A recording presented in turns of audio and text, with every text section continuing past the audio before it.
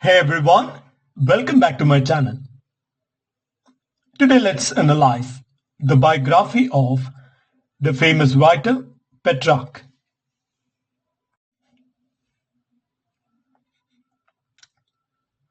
Petrarch 1304-1374. Full name is Francisco Petrarch. Birthplace Arezzo, Tuscany, Italy. Family and early life. Petrarch was born to Sir Petrarco, a notary exiled from Florence, and his wife Elita Canegini. The family moved to Avignon, France during his childhood when a papal court was based there. Petrarch grew up amid the intellectual and religious culture of Avignon, which deeply influenced his thinking. Education. He studied law at the universities of Montpellier and Bologna as his father wished. However, Petrarch was far more drawn to literature and classical Latin than to law. He devoted himself to the study of ancient Roman writers, especially Cicero, Virgil, and Seneca. Personal life. In 1327, Petrarch met Laura de Noves, a woman who became his muse and a central figure of his poetry. Laura was married and Petrarch's love for her remained idealized and unrequited. Her presence and later her death in 1348 during the plague inspired his greatest work, that is, Canzonera. Petrarch's major work, Canzonera, that means songbook, a collection of 366 poems, mostly sonnets written in Italian, dedicated to Laura, expressing spiritual and earthly love. Themes include love, time, mortality, beauty, and a divine grace. Considered a masterpiece of Italian lyric poetry and one of the greatest works of European literature.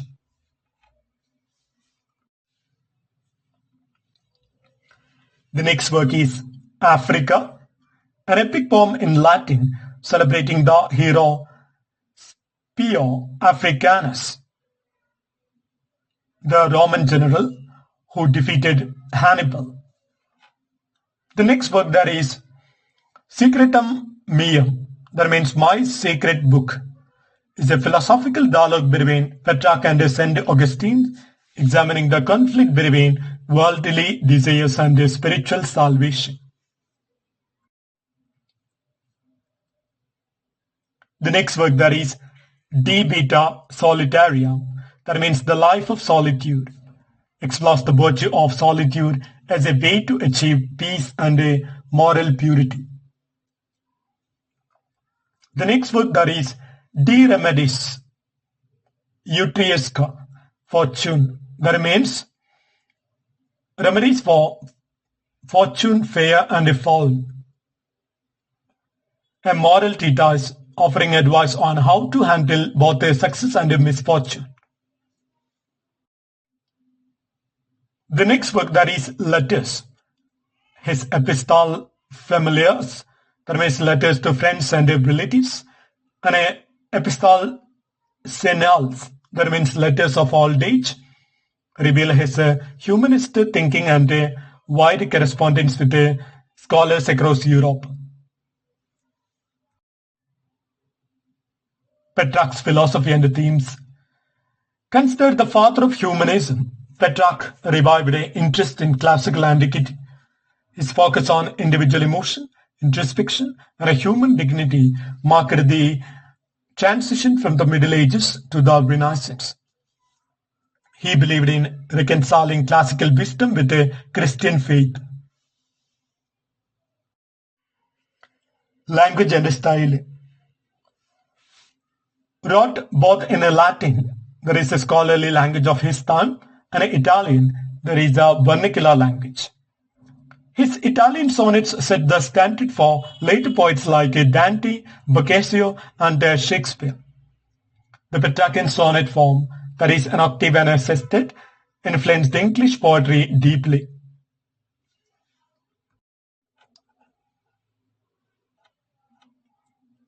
Achievements and honors.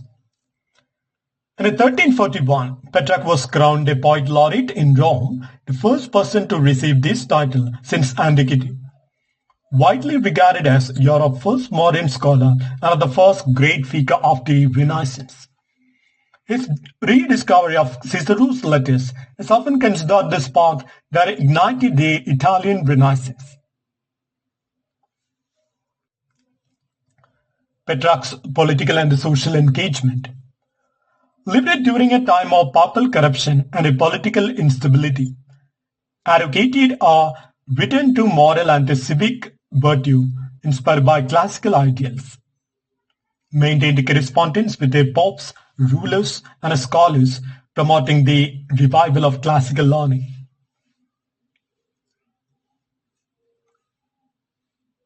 Death. He died in 1374 at Aqua near Padua, where he had retired to a quiet scholarly life. He was found dead in his library, reportedly with his head resting on a book. Legacy and the present importance of Petrarch. Petrarch's works marks the birth of Renaissance humanism, emphasizing the value of human reason and individuality. His introspective style prefigured modern psychology and self-awareness in literature. His influence can be traced in later poets such as Geoffrey Chaucer, Edmund Spenser, John Milton, and William Wordsworth.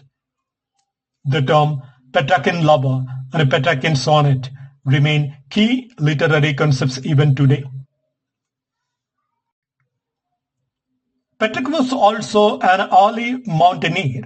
He famously climbed Mount Ventoux for the experience of the view, which he later described as a metaphor for spiritual ascent. He kept Laura's name secret throughout his life, revealing it only through poetic hints. His Latin writings were more esteemed during his lifetime than his Italian poems, the reverse of how history remembers him now.